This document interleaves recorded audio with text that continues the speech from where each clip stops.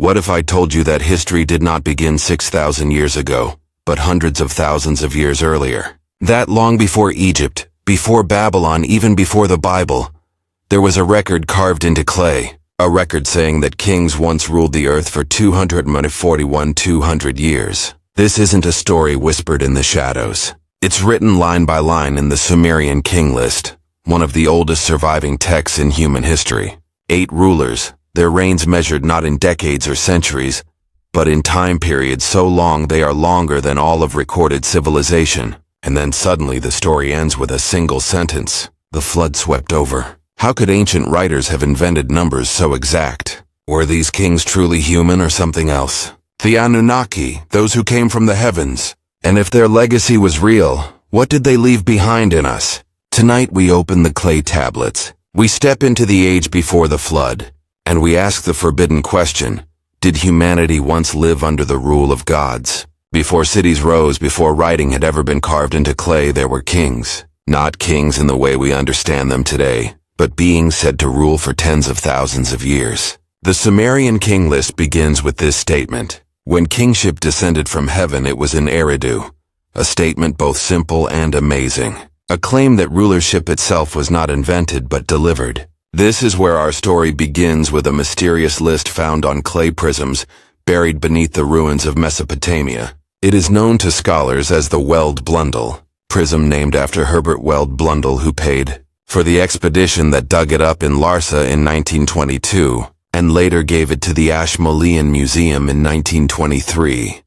For those who read the words, however, it is nothing less than a challenge to everything we believe about time, about history, and about the beings who once walked this earth. Imagine a tablet not large, barely 8 inches tall, inscribed on all 4 sides in a precise wedge-shaped cuneiform. The text is steady, official, not poetic. It is not a myth. It does not wander. It lists rulers, their cities, and the number of years they reigned. And yet when one follows the columns downward, the numbers stop making sense. 28,000 years for one ruler, 36,000 for another, 43,000 for a third. 8 rulers in total before the Great Flood, and together they ruled not for centuries, not for thousands of years, but for 241 years. To the modern mind, it is crazy. No human can live so long. No dynasty can stretch across those huge periods of time. And yet the same tablet continues past the flood, listing rulers whose reigns are shorter, believable, and able to be proven. Kings like Gilgamesh of Uruk, who appears not only in this list but in epic poems and archaeological layers. If the later half of the king list is trustworthy, why should we dismiss the earlier half? This puzzle sits at the heart of the Sumerian mystery. Before the flood, kings with lifespans beyond imagination. After the flood, kings we can prove with our shovels and brushes. Between them, a single dividing line. Then the flood swept over. Scholars, of course, have offered explanations. They say the first kings are symbolic, that the numbers are allegories, cycles of time disguised as reigns. But if that is true, why are the figures so exact? Why do they line up with a unit the Sumerians called the Sar, 3,600 years, a base number in their mathematics? Alulim, the first king, ruled for 2,800 years, exactly 8 Sars. Alalgar II for 36,000 years, exactly 10 Sars. Enmenluana the third for 43,200 years, exactly 12 Sars. The pattern is deliberate. It is not a random exaggeration, and so we find ourselves with a choice.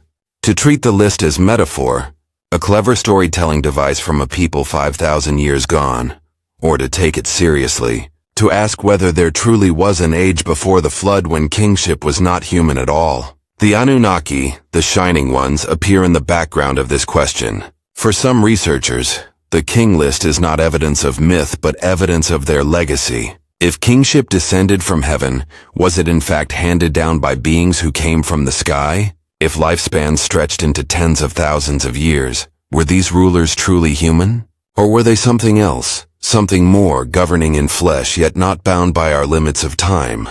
Consider the context. Around the world, civilizations told stories of rulers who lived impossibly long lives. In the Bible, Adam lives 930 years, Noah 950. In Hindu tradition, the Satya Yuga extends for ages beyond counting. In Egyptian king lists, Reigns also stretch into the thousands. Different languages, different lands, but the same idea. Before a flood, rulers lived in huge periods of time. After the flood, life became shorter. What happened at that boundary? Was there a change in the earth itself? A change in human biology? Or was there simply a veil drawn over memory, so that only fragments remained? As we step into this journey, we will walk city by city, king by king, from Eridu, the first city, to Bad Tibera, the city of metal, from Larak, now lost, to Sippar, where one king was said to rise into heaven itself. We will meet Alulim, Alalgar, Enmenluana, Enmengalana, Dumuzid, Ensipad Zidana, Enmendarana, and finally Ubaratutu, the last king before the waters came. 8 names, 8 reigns, together 200 years. But we will not stop there. Beyond the flood lie new kings, mortal spans, and the figure of Gilgamesh, bridging myth and history. Beyond Sumer lie echoes in the Bible in Egypt and India. And beyond the scholars lies Zechariah Sitchin, who dared to suggest that the Anunnaki were flesh and blood visitors from a planet called Nibiru. His work remains controversial, but his question stays. If the king list is not myth, then who were these kings and whose legacy do we still carry? For now, let us stay with that clay prism in Nippur, a small humble object, words pressed into wet clay over 4,000 years ago. Words that tell us of a time when gods ruled Earth, for longer than our entire civilization has existed. Words that end sharply with the line, "Then the flood swept over." It is here that our journey begins. In the ruins of Nippur, beneath the dust of thousands of years, archaeologists uncovered fragments of clay that would shake the foundations of history. They were not statues or weapons, not jewelry or pottery. They were humble tablets, prisms of clay no taller than the span of a hand, yet pressed with signs that carried secrets of rulers long before the flood. This artifact, known today as the Weld Blundell Prism, is one of the most mysterious documents ever recovered from the cradle of civilization. Imagine the scene in the early 1900s. Teams of scholars digging among the broken walls of Mesopotamia in what is now southern Iraq. The city of Nippur was a sacred place long abandoned, once dedicated to Enlil, one of the chief gods of Sumer. The ground was dry, cracked, yet beneath it lay thousands of clay tablets waiting to speak again. Among them a prism, 4-sided, each side inscribed with the wedge-shaped writing known as cuneiform. At first glance it was just another administrative record, yet the names it listed. The Weld Blundell Prism is small, but its voice is huge. Written around 2100 BCE. It preserves traditions that reach back thousands, even tens of thousands of years before. The scribes did not write in the tone of legend. They wrote with precision, with columns and lists, the style of office workers recording taxes or trade. But instead of bushels of grain or herds of cattle, what they listed were kings and the lengths of their reigns. The text begins with Eridu, the first city. When kingship descended from heaven, kingship was in Eridu. The words are plain, but the claim is extraordinary. Kingship, the right to rule, was not invented by human hands. It came down from heaven. The first ruler was Alulim, who reigned for 28,800 years. Then Alalgar, who reigned for 36,000. Then Enmenluana, 43,200. One after another, the numbers climb and astonish until the total for the first 8 kings reaches 241,200 years. Scholars were stunned.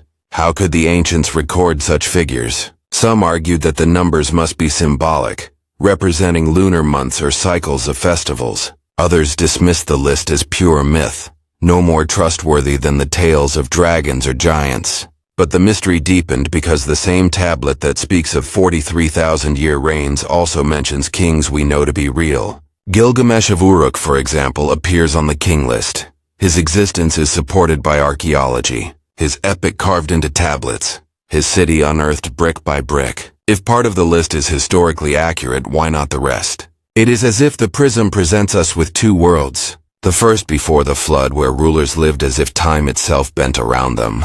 The second after the flood, where reigns became shorter, human verifiable. The dividing line is sharp.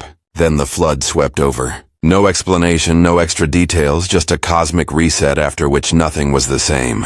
The prism is not unique. Copies of the king list appear on other tablets, some discovered in different cities, written in slightly different versions, but all carrying the same core story. This was not a lone fantasy of one scribe. It was a tradition shared across Sumer, retold and recopied for centuries, and all of them agree. Before the flood, 8 kings ruled for more than 200,000 years. Consider the math. A unit called the Sar equals 3600 years. The reigns in the king list are counted in exact multiples of Sars. 12 Sars, 10 Sars, 8 Sars.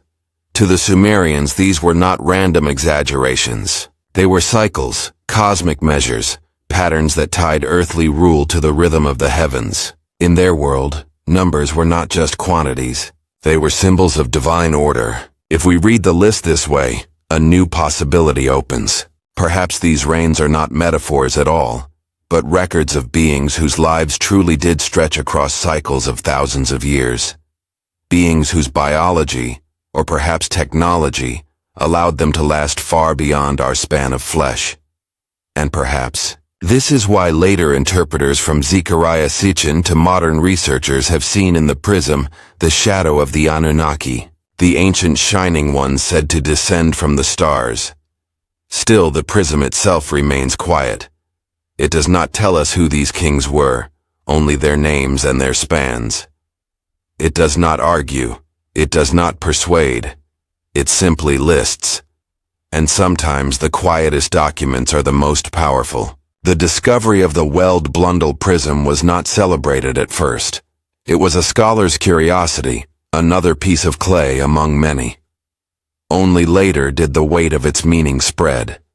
If taken literally, it tells us that civilization stretches back not 6,000 years as textbooks still often claim, but hundreds of thousands. If taken symbolically, it still shows us that the Sumerians carried memories of a time when rulers were closer to gods than men.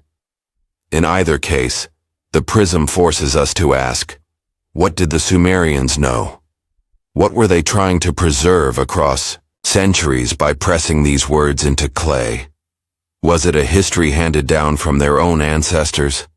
Or was it knowledge received from the very beings they called Anunnaki, guardians and rulers from beyond? And so a simple clay prism becomes a doorway into a world where time was not measured in decades or dynasties, but in ages of thousands of years. A world divided by a single disaster, the flood, after which all was different. A world where kingship descended from heaven, and where, perhaps even now, we live in the shadow of that descent. When kingship descended from heaven, it was said to rest first in Eridu. These are the opening words of the Sumerian king list, carved into clay 4,000 years ago, yet echoing from a memory far older. A short phrase, but one that holds an entire world view. Rulership was not born from human tribes, it was given from above. For the scribes of Sumer, kingship was not merely the right to govern, it was a sacred force, a divine thread linking heaven and earth. To rule was to be chosen by higher powers to embody cosmic order, and the words descended from heaven carry a lasting mystery. Were they meant as metaphor for divine inspiration? Or did they hint at something more literal?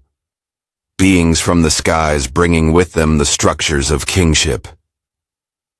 The stage for this moment was Eridu, remembered as the very first city. Archaeologists trace its ruins to the southern marshes of Mesopotamia, once touching the Persian Gulf. To the Sumerians, Eridu was not an ordinary settlement. It was the dwelling of Enki, god of wisdom, the birthplace of civilization. Its temples, layer upon layer, reach back to 5400 BCE, as if each generation sought to rebuild the connection between earth and heaven. The king list records that when kingship descended, Alulim was chosen as the first king.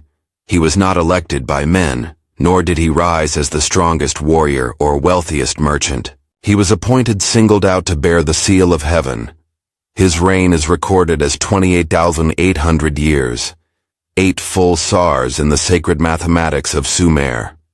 This descent of kingship marks a great divide between how modern historians explain the past and how the ancients remembered it. Historians tell us kingship arose slowly. Hunter-gatherer bands grew into villages, villages into towns, towns into cities until hierarchy formed. One man led, his sons inherited, and kingship was born. But the Sumerian tablets tell another story. Kingship was delivered. It was imposed or gifted, descending whole from above. Civilization in this memory was not a gradual invention, but a sudden intervention. This difference is huge. If kingship was natural, human history is a tale of progress. If kingship was given, history may have begun with contact, with outside hands shaping our destiny. Some interpret from heaven as mythic poetry, but others like Zecharia Sitchin took it literally. The Anunnaki, those who came from the heavens, established rulership on earth. In that view, Alalim and the kings who followed were not ordinary men, but hybrids of human and divine, their vast lifespans reflecting non-human origins. Eridu itself whispers of this mystery. Excavations reveal a sudden leap in advancement. Its earliest temple, over 7,000 years old, was carefully designed, aligned, purposeful. No crude beginnings, no trial and error. Civilization appears fully formed as though delivered whole. Why do writing, mathematics, temples, and kingship emerge in Mesopotamia as if from nowhere? The king list offers a blunt answer: because they came from heaven. For the people of Sumer, this belief gave order to a harsh world. Their lives were fragile, caught between floods and droughts, river and desert. But above them was assurance. Their kingship was eternal, rooted in heaven, not chance. Every ziggurat became a stairway to the sky. Every coronation echoed the first descent, and every transfer of kingship it was taken to Bad Tabira, to Sippar, to Shuruppak, reaffirmed that cities rose and fell, not by human might, but by heavenly command. This idea echoes far beyond Mesopotamia. In Egypt, Pharaoh was the son of Ra. In China, emperors ruled by the mandate of heaven. In the Bible, kings were chosen and anointed by God. Again and again across civilizations, the same claim appears. Rulers do not rule by chance but by heavenly right. So when we read the words "when kingship descended from heaven," we are not just reading poetry. We are touching the root of a global pattern, a belief that kingship was given, not invented. And perhaps, if the Anunnaki hypothesis holds even a fragment of truth, we are glimpsing a literal memory of beings who came down and gave humanity its first taste of organized civilization. From here, the prism names the first king, Alulim, whose reign, 2800 years, was already longer than all of recorded history combined. In Eridu, the first city, kingship descended to earth and history began. The Sumerian king list tells us that Alulim was the first to rule, the first name written when the divine order of kingship touched humanity. His reign is said to have lasted 28,800 years. 8 full Sars in Sumerian counting, each Sar a cycle of 3,600 years. Eridu itself is no myth. Archaeologists have traced its ruins in southern Mesopotamia near the marshes that once touched the sea. Beneath its sands lie layer upon layer of temples, the earliest dating back over 7,000 years. Even in its first foundations, Eridu was not primitive. Its shrines were carefully aligned, rebuilt again and again, as though each generation sought to keep a connection with heaven alive. Alulim stands at the dawn of this story. Unlike later kings, no epics or hymns tell of his deeds. The clay prism records only his name, his city, and his years. Yet in this simplicity lies weight. He is remembered not for wars or monuments, but for being the first to embody kingship itself. In him, rulership was no longer a human invention, but a heavenly appointment. The span of his reign cannot be understood: 28,000 years, longer than all recorded history combined. If we take the number literally, Alulim could not have been an ordinary man. Was he divine? Was he one of the Anunnaki, the shining ones said to descend from the sky? Or was he a symbol of an age, a way of marking the beginning of time? The tablet does not explain. It simply states, and yet the pattern is clear. The numbers of the early kings are not random exaggerations but exact multiples of SARS. 8 SARS for Alulim, 10 SARS for Alalgar, 12 SARS for Enmen-Luana. The precision suggests intent. To the Sumerians, these were not fairy tales. They were measures of cosmic order, lifespans tied to the rhythm of heaven. To imagine Alulim's reign is to picture a world just awakening, marshlands stretching into the horizon, canals carved into soft earth, reed boats gliding under the sun. At the city's heart, a temple rising from the mud brick, smoke curling from altars to the god Enki, and presiding over it all, the first king, a figure who did not age as mortals do, whose presence lasted across generations. Children were born, grew old and died, yet the king remained to his people. This was proof that kingship was eternal, a gift not of men, but of gods. Perhaps that is why the king list begins with him. To the scribes of Sumer, Alulim was not merely a name. He was the symbol of civilization itself, the one who turned scattered tribes into a city, chaos into order. By placing him first, the tablets declare that kingship was always more than politics. It was cosmic, divine, a descent from heaven. His reign marked not centuries but epochs. And though his end is not described, his place is clear. He is the threshold, the first chapter in a story that would stretch through 7 more kings across 241,200 years, until the flood came and washed it all away. After Alulim rose King Alalgar, the second ruler of Eridu. Where Alulim embodied the dawn, Alalgar shaped the day. His reign, recorded as 36,000 years, 10 full SARS, carried kingship from a single presence into a lasting structure. Eridu under Alalgar became more than the first city. It became the foundation of Sumerian order. If Alulim marked the arrival of authority from heaven, Alalgar established its rhythm on earth. The people remembered him not as a conqueror, but as the king who gave form to rulership, making it lasting, ceremonial, and sacred.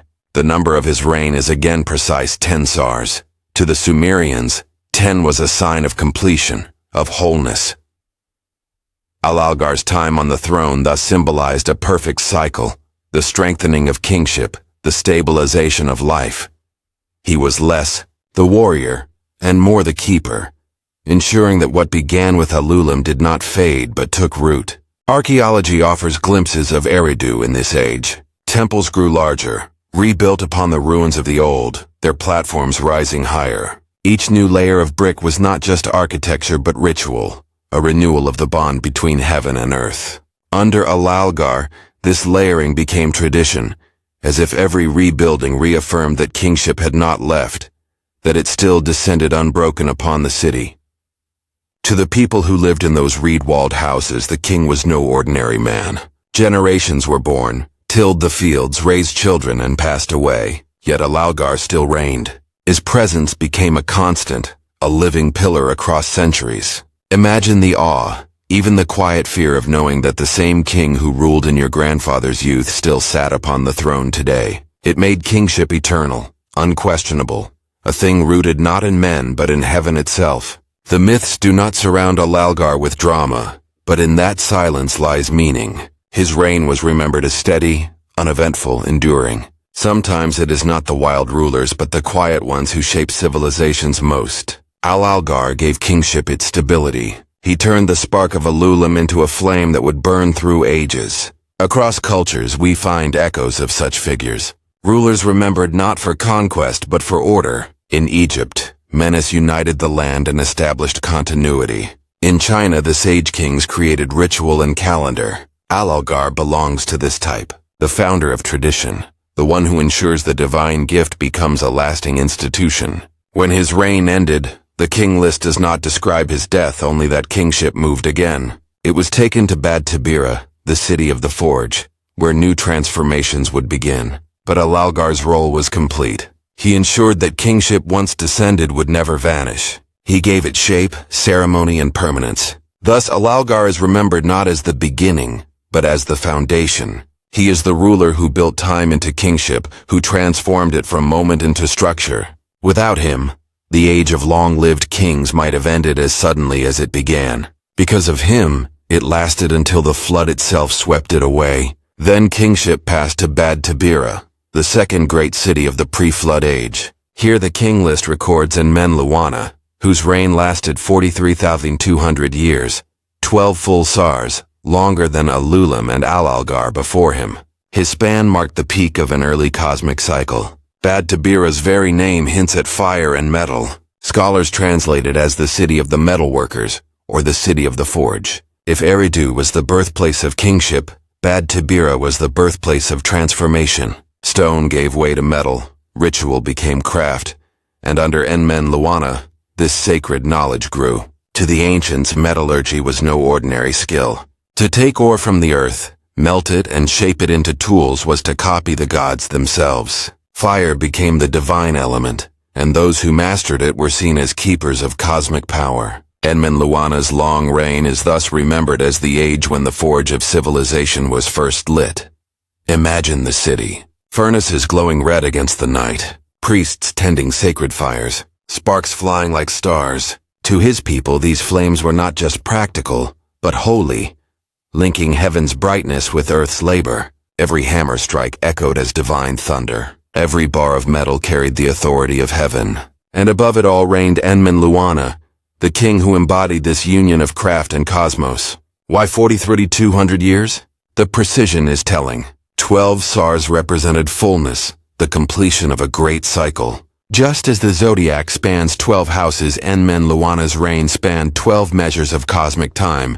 His rule was not only political, but heavenly, tied to the very rhythm of the stars. Some suggest that his age matches the first great advances in astronomy. Bad Tabira may have been a place not only of fire but of sky watchers. To work with metal is to understand transformation. To watch the heavens is to understand cycles. Together they mark the beginning of science itself, a gift remembered as descending from heaven. From the perspective of the Anunnaki idea, Enmenluwana may represent direct presence. 43,000 years is not human, but it may be natural to beings with lifespans shaped by another world. If they came to Earth to mine, to forge, to transform, then Bad Tabira would be their center. Enmenluwana in this view was not merely a king, but their chosen helper.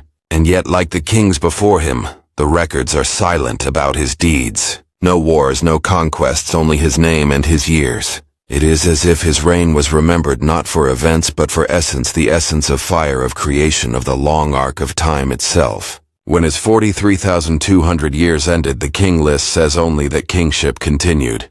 It would remain in Bad Tabira for another cycle under Enmengalana before moving onward. But Enmenluwana's place is unique. He was the ruler of the forge, the king whose reign marked the flowering of transformation, the shaping of raw matter into order. After Enmenluwana came Enmengalana, guardian of a different kind of power. His reign, the king list says, lasted 28,800 years. 8 sars echoing the same span as Alulim, the first king. If Enmenluwana's fire forged matter, Enmengalana's light forged law, he is remembered as the keeper of the me, the divine laws that shaped civilization. In Sumerian thought, the me were more than rules. They were sacred blueprints, art, justice, wisdom, astronomy, writing, even the rhythms of kingship itself. To possess the me was to hold the essence of order. Myths say they were guarded by the god Enki in his temple at Eridu, but entrusted at times to rulers. Enmengalana's name suggests he was one such guardian, a king whose reign was less about conquest and more about alignment with heaven's laws. Picture Bad Tabira under his rule. The forges of Enmenluwana still glowed, but now the sky itself was red as text. Priests charted the paths of stars, traced omens in the flight of birds, and wrote laws into clay. Society was being shaped not only by fire and craft, but by knowledge and law. To his people, Enmen-Galana embodied the wisdom that tied heaven and earth together. Why 8,800 years? 8 Sars again suggest balance, the renewal of cycles. Alulim, the first king, ruled for the same span. Perhaps the scribes wanted to mark Enmen-Galana as a second dawn.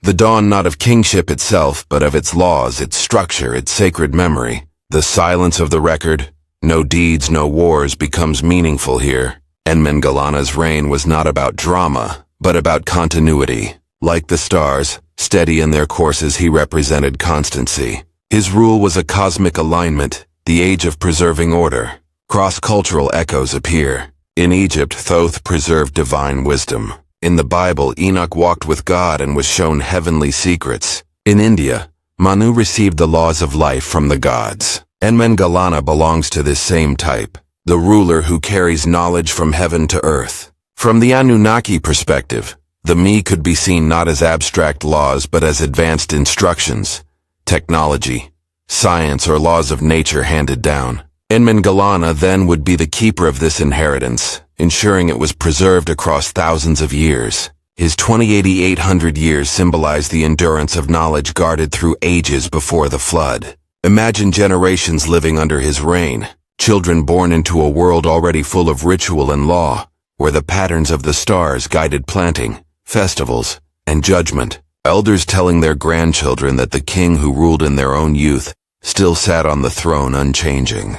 To them this was not strange. It was proof that kingship was eternal, that the laws of heaven lasted. When his reign ended, kingship remained in Bad Tibira, passing to Dumuzid the shepherd. With that shift, the story would turn toward myth, death, and rebirth. But Enmen-Galana's role was complete. He was the guardian of the me, the one who ensured that civilization was not only forged but guided, not only created but ordered. After Enmen-Galana rose, King Dumuzid remembered not just as a ruler, but as a shepherd and a figure of myth. The king list records his reign at 36,000 years, 10 Sars, another precise cycle of cosmic time. Yet unlike the silent reigns before him, Dumuzid's memory lives in hymns, sad songs, and stories that survived far beyond Sumer. Dumuzid, or Dumuzi the shepherd, is unique among the pre-flood kings. He is not only a name on a prism, but a presence in myth. Songs recall his beauty, his love for the goddess Inanna, his tragic fate. He was no distant figure of eternal rule, but one whose story touched human emotions, love, grief, death, and hope. The myths tell us that when Inanna, queen of heaven, descended into the underworld, she was trapped there. To escape, another had to take her place. Dumuzid was chosen, tied and dragged into the depths. He became the substitute, condemned to live below for half the year. But every spring he returned, bringing with him renewal and life. Thus he became the model of the dying and rising god, the shepherd whose loss and return mark the cycle of the seasons. In this, Dumuzid is unlike Alulim, Alalgar, or Enmen-Galana. They are remembered for cosmic stability. He is remembered for vulnerability. His story is about change, about descent and rebirth, about the certainty of loss and the promise of return. To the people of Sumer, his myth was lived in ritual. Women wept for him each year, mourning his descent and rejoiced at his return in spring. The farming cycle itself was tied to his fate. The parallels are global. Osiris in Egypt, killed and resurrected as lord of the afterlife. Baal in Canaan descending into death before returning with the rains. Even later in Christian tradition, Jesus is remembered as the good shepherd who dies and rises again. Across cultures, the pattern repeats. Dumuzid stands at the root of this type, one of the earliest remembered shepherd kings whose story echoes in religions for thousands of years. But in the king list, Dumuzid is still a king. His reign numbered with precision, 36,000 years. His myth and his mathematics sit side by side. Was he truly a ruler who lived across ages, later remembered as a god? Or was he always a symbol? His kingship a story told to embody the cycles of life and death. The clay tablets do not decide. They leave us with both. A king of 36,000 years and a shepherd who dies and rises again. From the Anunnaki perspective, Dumuzid could represent a different role in the legacy. If the earlier kings embodied creation, law, and knowledge, Dumuzid embodied the cycle of renewal. Perhaps his myth is a memory of the Anunnaki's promise that what is lost can return, that destruction is never final. Or perhaps his story hides something darker, a record of sacrifice, of rulers taken and returned, of deals with powers we no longer understand. Imagine living under Dumuzid's reign. To the people their king was eternal, shepherd of both flocks and souls. They mourned him and welcomed him year after year as though his presence moved between the world of the living and the dead. In him they saw that kingship was not only about order or knowledge but about the deepest rhythms of existence, death, loss, and rebirth. When his reign ended, kingship did not remain in Bad Tabira. It was moved once again, this time to Larak, a city now lost to time. After Dumuzid, kingship moved to Larak, a city whose name survives only on clay, yet whose walls have never been found. The Sumerian king list tells us that Ensipat-Zidana reigned there for 28,800 years, 8 sars, the same cosmic measure as Alulim and Enmen-Galana. But while Eridu and Bad Tabira left ruins we can uncover, Larak remains hard to find, a shadow in history. Where was this city? Scholars have long debated. Some place it near the Tigris, north of the other Sumerian centers. Others suspect it was destroyed by floods or wars, its remains buried too deep to recover. And some propose that Larak may not have been a physical city at all, but a symbolic one, a place of judgment, memory, or power that existed more in myth than on earth.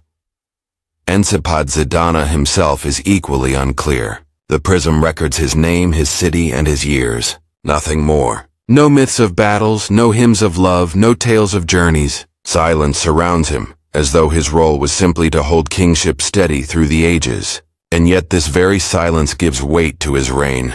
It suggests that what mattered was not his deeds, but his guardianship of Larak, the forgotten city. Some ancient sources hint that Larak was connected with Ninurta, a god of law, healing, and war. If true, then Ensipat-Zidana's reign may have symbolized judgment and balance, the care of crops and fields, but also the upholding of cosmic justice. His 28,800 years would then represent not victories or tragedies, but the steady pulse of law and order across ages. From another perspective, Larak could have been one of the 5 pre-flood cities named in Sumerian tradition, sacred centers established before the flood. If Eridu was wisdom, Bad Tabira craft, Sippar astronomy, and Shuruppak survival, then Larak may have been balance, a point in the network of divine kingship. Ensipat-Zidana's reign then was about maintaining balance, a role too subtle for myths but too important to forget. From the Anunnaki viewpoint, the mystery of Larak may not be accidental.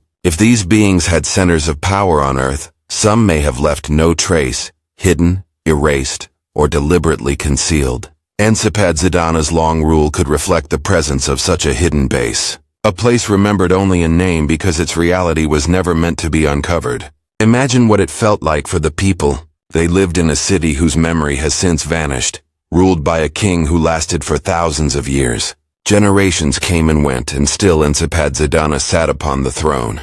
To them he was eternal, his silence proof of divine constancy. To us he is a ghost, a name without a story, a king without a city. When his reign ended, kingship moved again, this time to Sippar, where Enmen-Darana would be remembered as the king who was taken into heaven.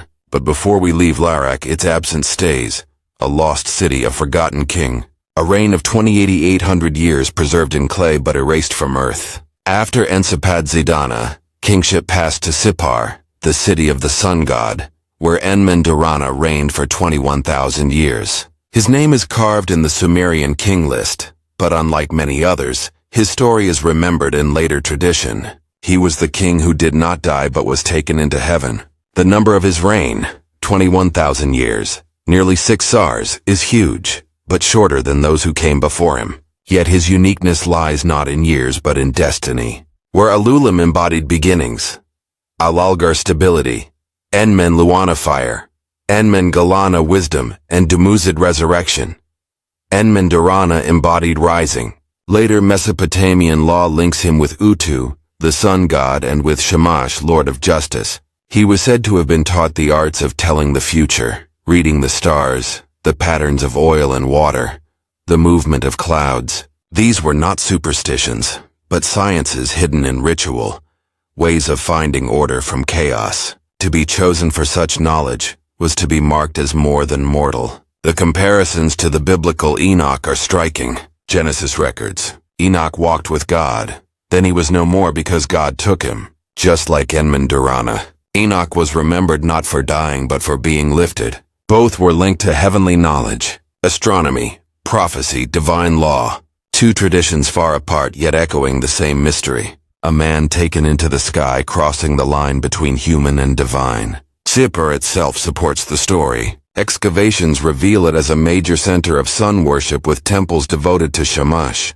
Tablets from the site contain careful star lists, calendars, and records of eclipses. Was this the legacy of Enmandarana's reign? Did his rise mark the origin of such astronomical traditions? Perhaps what the ancients remembered as revelation was the transmission of knowledge from heaven to earth. From the Anunnaki perspective, his story reads even more literally. If the heavens were not metaphor but sky, then to be taken up may mean transport carried away by beings with the power of flight or craft. In this view, Enmandarana was chosen by the Anunnaki, lifted to their place, taught, and returned as a carrier of knowledge. His reign of 21,000 years might then represent not just longevity, but the lasting presence of their guidance. For his people, the effect would have been deep. Imagine living in Sippar, knowing that your king had touched the heavens. He returned with wisdom of the skies, with the laws of the sun, with justice that seemed to shine with divine light. His rule was not only governance but revelation. Generations would have looked to him not merely as king, but as go-between between humanity and the cosmos. The silence of the clay prism is telling. It lists his name, his city, his years, and nothing more. Yet the echoes from myth fill in the rest. Enmandarana was not remembered for conquest or temples, but for rising. His story is one of transformation of a man who crossed the boundary and brought back light. When his reign ended, kingship moved once more to Shuruppak, where Ubaratutu would be the last king before the flood. But Enmandarana remained unique among the eight. He is the one who did not simply rule. He rose, and so his legacy lasts in clay, in scripture, in myth. A reminder that kingship was once not only earthly but heavenly, that some kings were not meant to die but to rise. After Enmandarana, kingship moved to Shuruppak, where Ubaratutu ruled for 18,600 years. His reign is remembered not for its length but for being the last before the flood. The final chapter of an age that had lasted 241 years. Shuruppak is not a lost city. Its ruins still lie on the banks of the Euphrates, and archaeologists have uncovered layers of clay and mud that tell a scary story. Around 2900 BCE, the city was hit by a huge flood.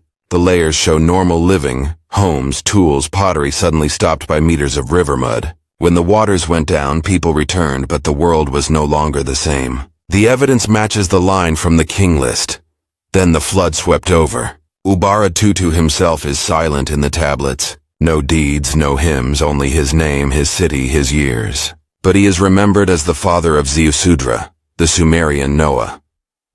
When the gods decided to destroy humanity with a flood, it was Ziusudra who was warned, told to build a great boat and preserve the seed of life. Thus, Ubaratutu's line carried humanity through the waters. The comparisons are clear. In the Atrahasis epic, the survivor is Atrahasis. In Gilgamesh, Utnapishtim, in Genesis, Noah. Different names but the same story. The flood, the ark, the renewal of life. Ubaratutu stands at the threshold of this tale. The king who reigned while the skies gathered, while judgment drew near. What did it mean to be the last pre-flood king? For nearly 200 centuries, rulers had reigned as if immortal. Generations lived and died under their steady watch. But with Ubaratutu, the cycle was about to break. His reign of 18,600 years was shorter than those before him, as though time itself was getting smaller, preparing for the end. Songs were sung of his strength, of his friendship with Enkidu, of his battles with monsters.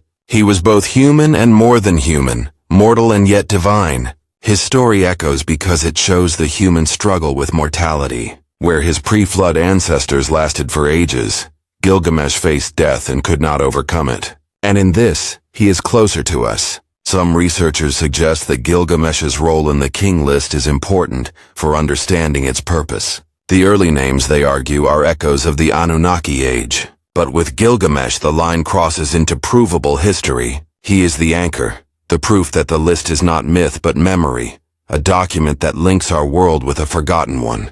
From the perspective of the Anunnaki legacy, Gilgamesh may represent the last thread of divine blood. His quest for immortality may reflect a longing for the ages before when kings lived for tens of thousands of years. His failure shows the final cutting of that link. After him, kings would be mortal. The age of gods walking among men was truly over, and yet the memory persisted. The clay tablets of the epic were copied for centuries. His name was called in rituals. His story was told and retold. He became not just a king but a myth, a symbol of the human condition. In this way, he achieved the immortality he sought not in body but in memory. Imagine Uruk at its height. Huge walls gleaming in the sun, temples rising to the sky, scribes pressing clay with styluses, priests chanting hymns. At its center, Gilgamesh, a man who was 2/3 divine, 1/3 human, wrestling with the limits of life. His people saw in him both the glory of the old age and the reality of the new. Through him, they remembered what had been lost in the flood, and they lived forward into what was to come.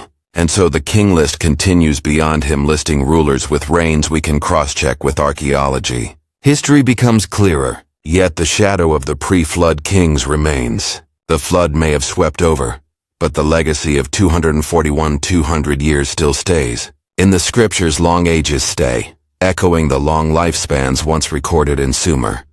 Adam is said to have lived 930 years, Noah 950.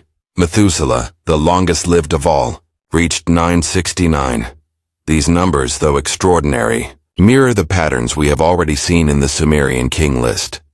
They suggest that memory of extended lifespans did not vanish with the flood, but carried into the traditions of later peoples. The Book of Genesis presents a world in which humanity once lived far longer than today. From Adam to Noah, lifespans are counted in centuries, not decades. After the flood, however, the years begin to shrink. Abraham lives 175 years, Moses 120, and finally the Psalms declare the years of our life are 70, or by reason of strength 80.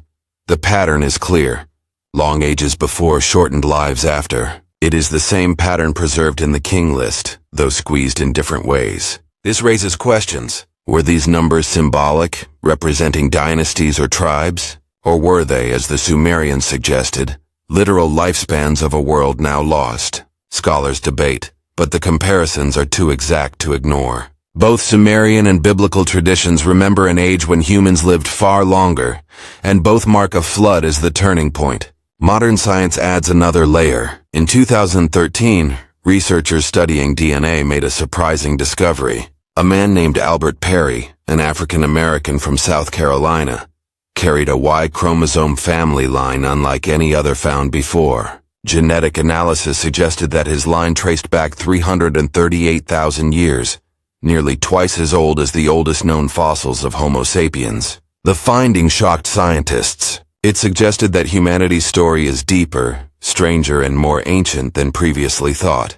If DNA can preserve family lines older than our fossil record, then perhaps myths too preserve memories older than our written history. Perhaps the Sumerian king list, with its reign stretching back 200 years, reflects not fantasy, but distant memory, a genetic memory written into clay. The Bible itself recognizes a shift. In Genesis 6:3, God declares, "My spirit shall not abide in man forever, for he is flesh. His days shall be 120 years.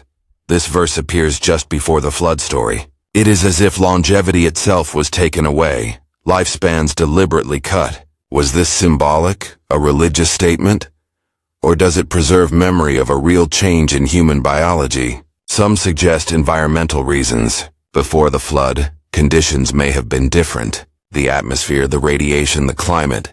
Others suggest genetic intervention. If the Anunnaki were involved in shaping humanity, perhaps they once allowed longer lives but later shortened them either as punishment or as control. The myths of long-lived ancestors from Sumer to the Bible could then reflect this deliberate shift. Even outside Mesopotamia and Israel, traditions remember long-lived ancestors. In India, the yugas describe ages when humans lived for thousands of years. In China, ancient emperors were said to rule for centuries. In Egypt, the first dynasties are given reigns far longer than later pharaohs. Everywhere, the memory of an age of longevity continues. Science, myth, and scripture come together in a scary question.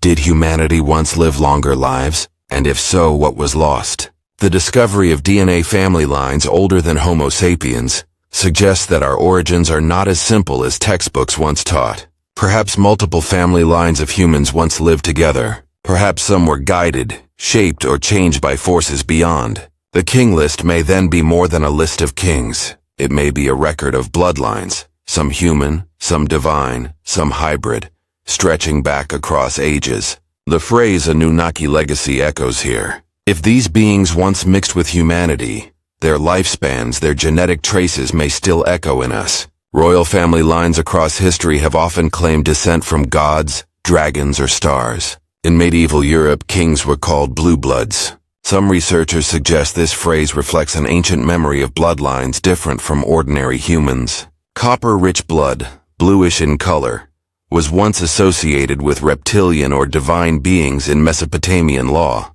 Is this a coincidence or a fragment of the same story? Whether symbolic or literal, the thread is unbroken.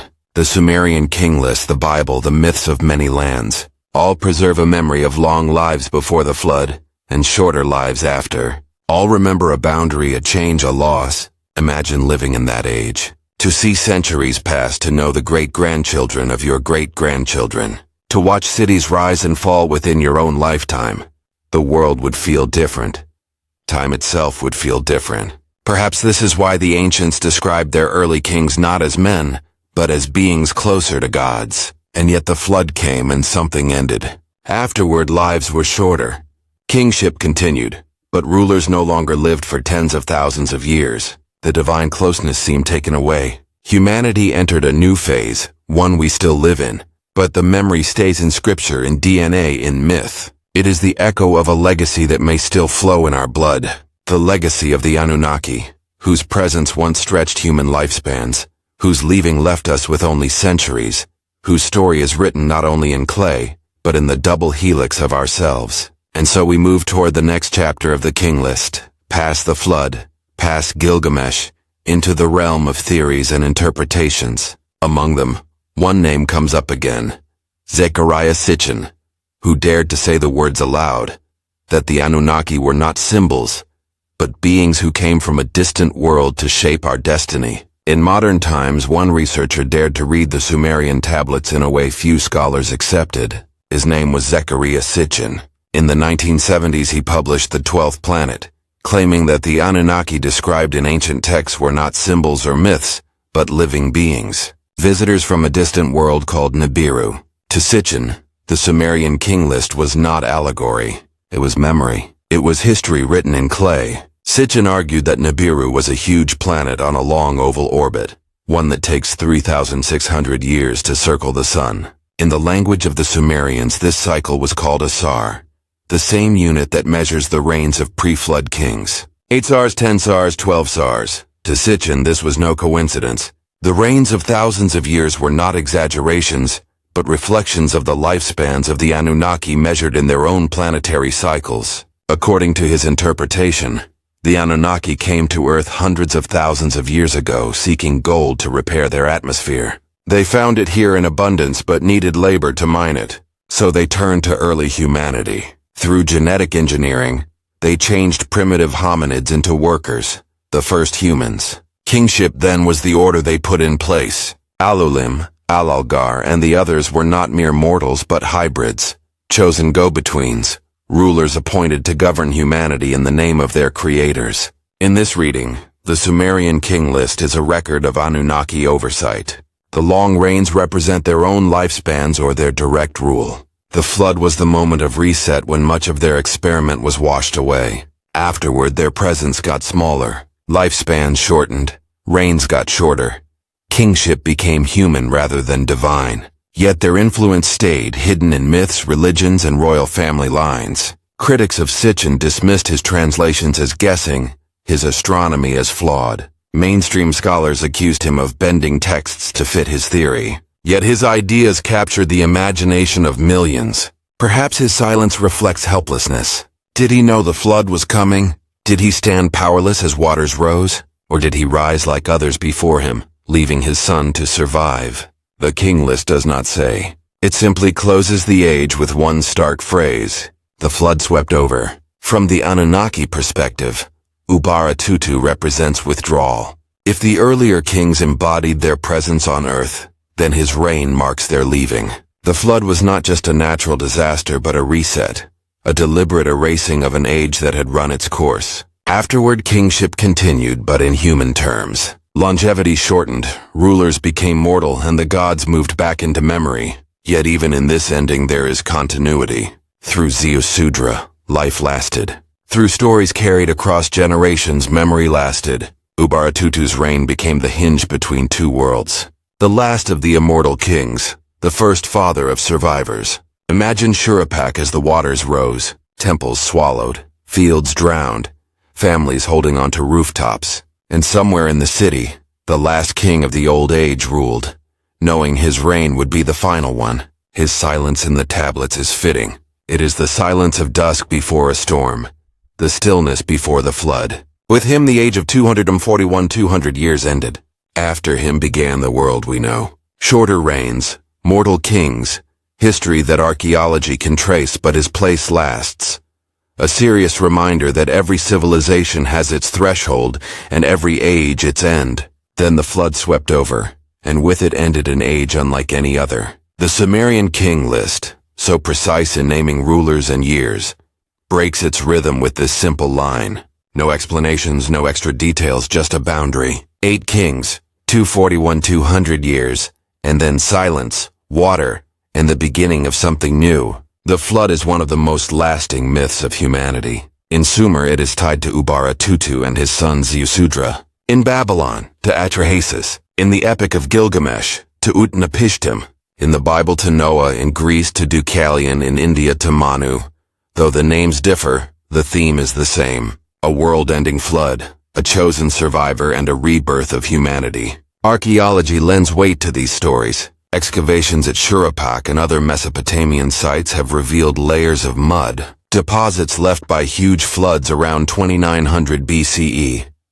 These layers stop the normal sequence of living, suggesting sudden disaster. For those who lived in the land between rivers, such a flood would have seemed total, drowning fields and cities alike. Memory turned disaster into myth and myth into scripture. Yet in the Sumerian king list, the flood is not only a disaster, it is a dividing line. Before the flood, kings reigned for tens of thousands of years. After the flood, reigns became shorter, hundreds, then tens, then mere decades. It is as if time itself was reset, squeezed, made smaller. The long ages of the pre-flood kings never return. Why this change? Some see it as symbolic. The flood marks the end of the mythical age, the beginning of historical memory. Others suggest something more deep, that before the flood, conditions of the earth or the presence of the Anunnaki allowed for longevity. After the flood, something changed. The climate, the genetics of humanity, the presence of the gods themselves. The Bible echoes this idea when it says, "My spirit shall not contend with man forever, for he is mortal. His days shall be 120 years. Longevity was cut short deliberately as if by command. In the story of Ziusudra, preserved in fragments, the god Enki warns the king of Shurapak of the coming flood. Build a great boat, he is told, and preserve the seed of life. Ziusudra obeys, survives the flood, and offers sacrifice once the waters go down. The gods, moved by his obedience, grant him eternal life. His tale is the earliest version of Noah's Ark carved in clay centuries before Genesis. Imagine the flood through their eyes. The skies darken, rains fall without end, rivers overflow, walls crumble, families huddle on rooftops as waters rise. Temples vanish beneath the waves. Animals cry out. Silence follows, broken only by the lapping of endless water. In that silence, the old world is gone.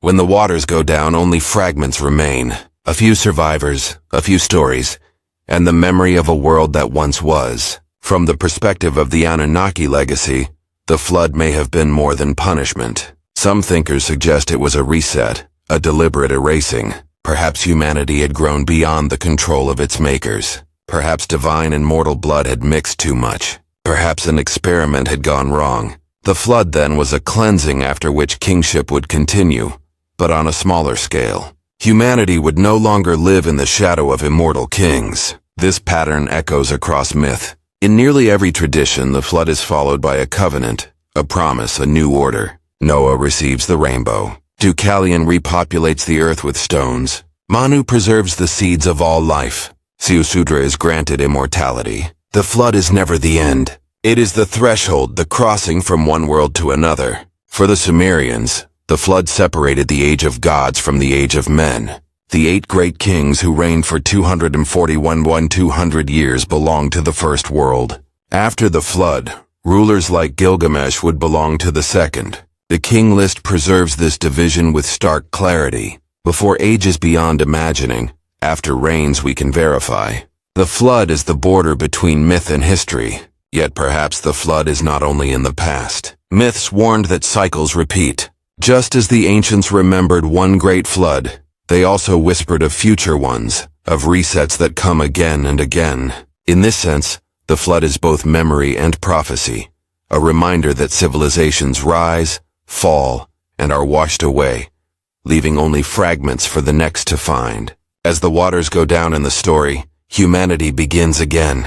Cities are rebuilt, kingship continues, but everything is different. The gods are more distant. Lifespans are shorter. The age of Anunnaki kingship is over. Yet its shadow stays, preserved in clay, in scripture, in memory. The flood did not erase the legacy. It marked it forever. And so the king list continues. New kings are named, their reigns measured in centuries instead of thousands of years. Among them Gilgamesh of Uruk, whose presence bridges myth and archaeology. With him begins the world we know, the world after the flood. But the memory of the great flood lasts. A line of clay that reads simply, "Then the flood swept over," a boundary between two worlds, one of gods, one of men.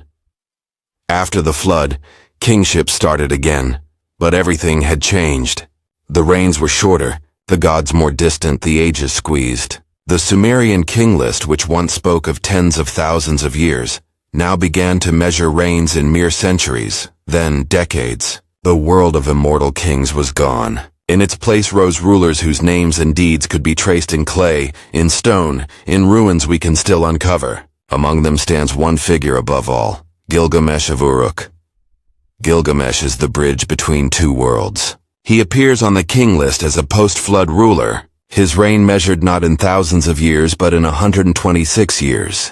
And yet he is also the hero of one of humanity's oldest surviving epics. A king who sought immortality, who journeyed to the ends of the earth, who met the survivor of the flood itself. His presence confirms that the king list did not invent its later names. It preserved memory. Gilgamesh was real. Archaeologists have uncovered the city of Uruk with its huge walls and temples, its writing tablets and artifacts. The epic poems that bear his name describe him as 2/3 divine and 1/3 human, a blend of mortal and immortal. He was remembered as a great builder, a mighty warrior, a seeker of secrets. His story, carved in cuneiform, still whispers across 4,000 years. The contrast between Gilgamesh and the pre-flood kings is sharp. Where they reigned for tens of thousands of years, he ruled little more than a century. Where they were remembered only by names and numbers, he is remembered in detail. His journeys, his grief, his wisdom, where they seemed eternal, he struggled with mortality. His very quest in the epic is to escape death, a quest he ultimately fails. Yet in his failure, he reflects our own human condition. Gilgamesh's meeting with Utnapishtim, the Sumerian Noah, ties the worlds together. In the epic, he seeks out the one man granted immortality after the flood. Utnapishtim tells him the story of the flood of the boat, of the gods' decision to reset the world. Gilgamesh listens, hoping to learn the secret of eternal life. But he is told that immortality is no longer for mankind. The age of long-lived kings has ended. For men, there is only the span of human years. This moment captures the change written on the king list. The end of the divine age, the beginning of the human one. Yet Gilgamesh's divinity cannot be ignored. 2/3 God, 1/3 man. His family line hints at the mixing of Anunnaki blood with human. Perhaps he is a leftover of the old age, a final echo of rulers who were more than mortal. His reign, though shorter, may mark the blending of legacies, the immortal kings of before, the mortal rulers of after. Uruk, his city, reflects this blend. Its walls are said to have been built under his command, stretching for miles. Archaeological remains confirm huge fortifications, huge architecture, and improvements in writing and administration. This was no mythic city. It was real, powerful, advanced. The king list places Gilgamesh firmly in the line of kings after the flood, reminding us that myth and archaeology need not be separate. For the people of Uruk, Gilgamesh was not just a king, but a figure of awe. Readers around the world found in his books an explanation for the strange things of ancient history. The sudden rise of Sumer, the advanced knowledge of the stars, the strange precision of the king list.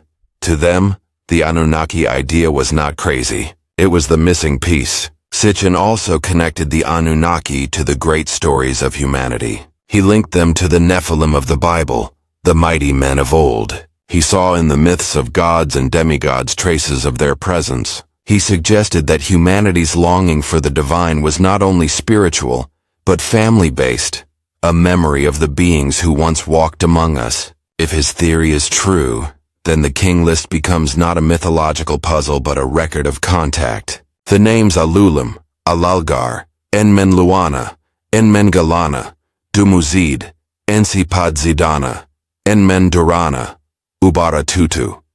These are not just kings. They are chapters of an Anunnaki legacy, rulers who showed the presence of another world. Their lifespans beyond understanding to us were natural to them. Their transfer of kingship from city to city was the hand of heaven moving across the earth. Imagine the world through Sitchin's lens, a planet Nibiru with a long orbit, beings arriving in ships of fire, settlements founded, mines dug, cities raised, humans created, uplifted yet bound. Kings appointed to help, to govern, to maintain order. Ages passing, reigns stretching into tens of thousands of years. And then the flood, whether natural or deliberate, sweeping away much of what had been built. Survivors carrying fragments of knowledge into the new age. Humanity remembering but dimly. Even if Sitchin's details are debated, the questions he raised remain. Why do so many traditions remember long-lived rulers? Why do myths around the world speak of gods descending from the sky, teaching humanity and then leaving? Why do numbers in the king list line up so neatly with cycles of 3 to 600? For many, the Anunnaki idea provides sense. It explains the sudden rise of civilization in Sumer. It explains why the earlier cities appear fully formed with writing, mathematics, and law already advanced. It explains why kingship is described as descending from heaven, not growing from tribes. It explains why the flood appears in every tradition as if it were a shared hurt of a world reset. And whether one accepts Sitchin's literal claims or not, his work forces us to face the mystery of the king list.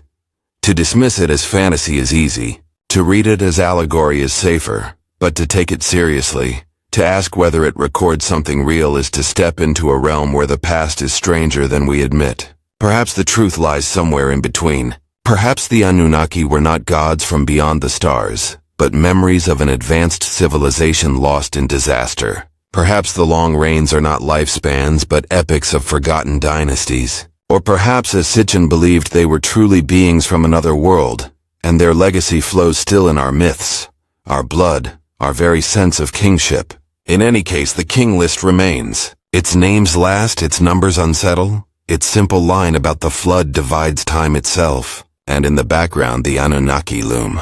Whether as gods, ancestors, or visitors, their legacy is written in clay and carried in story. As we near the end of this journey, one question remains. What is the legacy of those 200 years? Did the Anunnaki truly rule? And if so, what did they leave behind in us? From clay tablets to questions, the Sumerian king list leaves us with more mysteries than answers. 8 kings, 200 years, then the flood. Afterward, reigns got shorter, names became human, and history as we know it began. But the memory of that earlier world, when kingship descended from heaven, when rulers reigned for tens of thousands of years, still stays, carved into clay and whispered in myth. What are we to make of it? Were the pre-flood kings symbols, or were they real? Did they show cosmic cycles? Or did they show flesh and blood beings whose lifespans exceeded ours? The tablets themselves are quiet. They simply list, yet in their silence they bring up questions that echo across centuries. The legacy of the Anunnaki, whether as gods, ancestors, or visitors, is not only in numbers. It is in the structures of kingship itself. The idea that rulership is given, not earned, that authority descends from above, that cities rise and fall by divine command. This way of thinking shaped Mesopotamia, Egypt, Israel, China. Indeed, nearly every civilization. Even today, traces remain in phrases like divine right of kings or mandate of heaven. The shadow of kingship descending from heaven has never quite left us. If we read the king list literally, then we are forced to imagine a time when humanity lived alongside beings of huge longevity, beings who guided, ruled, and perhaps even created us. Their reigns, 8,800 years, 36,000 years, 43,200 years, stretch our imagination, but line up neatly with the Sumerian unit of the Sar. Was this simply mathematics or a way of preserving lifespans we cannot understand? If we read it symbolically, the questions do not vanish. Why did so many traditions across the world preserve the same idea? That once life was longer, closer to the divine, and that a flood cut that age from ours. Why does the Bible echo the same pattern from Adam's centuries to Moses's 120 years? Why do Hindu yugas, Egyptian king lists, and Chinese records all tell of long-lived rulers followed by shorter ages? It is as if humanity remembers a boundary, a squeezing, a loss. From a scientific perspective, the mysteries deepen. DNA studies suggest family lines older than our fossil record. Ancient monuments appear with knowledge of astronomy beyond what we assume possible. Cities like Eridu and Uruk rise suddenly with writing, law, and architecture fully formed. The king list may not explain these strange things, but it lines up with them. It suggests that civilization did not rise slowly, but was given just as the tablets say. From the perspective of Zecharia Sitchin, the Anunnaki are the key. They came from Nibiru, put in place kingship, created humanity, and ruled for hundreds of thousands of years. The flood ended their direct rule, but their legacy remains in our myths, our religions, and perhaps our very blood. Critics may question his translations, but the questions he asked remain impossible to avoid. Why are the numbers so exact? Why do myths across continents come together? Why does the king list blend myth and provable history without hesitation?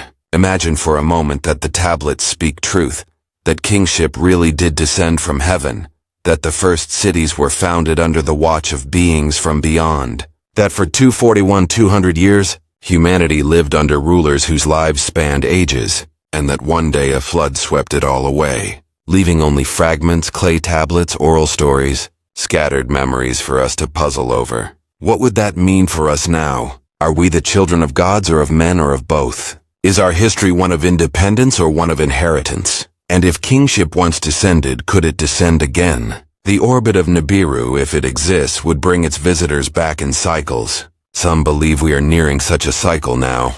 Others say the Anunnaki never left, but rule invisibly through institutions, through bloodlines, through the very systems of kingship they established long ago. And yet perhaps the greatest legacy is not control but memory. The king list does not force belief. It invites wonder. It whispers that our past is stranger than we imagine, that our origins are deeper than textbooks admit, that our story may be part of a far larger one. From clay to scripture, from myth to DNA, the thread runs unbroken. The long-lived kings before the flood itself sweeping away an age, the shorter lives after. The echoes in Gilgamesh, in the Bible, in every corner of the world, and behind it all the shadow of the Anunnaki. As we close this journey, one truth remains. The Sumerian king list is not just a list. It is a mirror. It reflects both what we know and what we have forgotten. It challenges us to see that history may not be a straight line, but a spiral looping back on itself, carrying echoes of worlds before. Perhaps we will never know whether Alulam Alalgar Enmen Luana Enmen Galana Dumuzid Ensipad Zidana Enmen Durana and Ubara Tutu truly reigned for hundreds of centuries. Perhaps they are types or myths or memories blurred by time. But the question stays, what if they were real? What if we are not the first civilization, but the latest chapter in a story that began long before us? The clay tablets are silent now, but their silence is not empty. It is an invitation to listen, to wonder, to remember. And so the legacy of the Anunnaki remains not in monuments or thrones, but in the questions that refuse to fade.